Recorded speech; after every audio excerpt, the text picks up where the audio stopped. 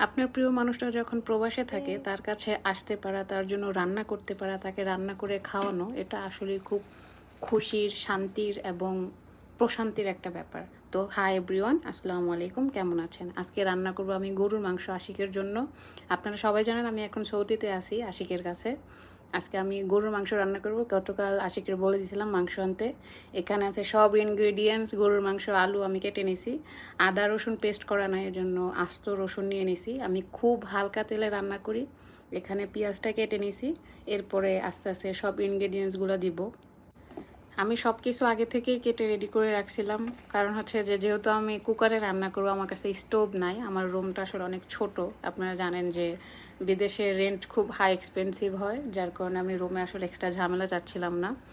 এরপরে আমি মাংসগুলো সব দেওয়ার পরে সব ধরনের ইনগ্রিডিয়েন্টসগুলো দিয়ে দিব। এখানে আছে ধনিয়া গুঁড়া, এরপরে আছে মরিচের গুঁড়া, এরপরে আছে হলুদের গুঁড়া, এরপরে থাকবে হচ্ছে গিয়ে সব ধরনের মশলা, মানে এলাচ থেকে শুরু করে সব ধরনের গরম মশলা গুঁড়া একসাথে, এটা আমি দিয়ে দিলাম। এবং জিরা গুঁড়াটা আমি সবার শেষে দিব। এবং আমি প্রথমেই বলছি যে আমি খুব কম তেলে রান্না করি।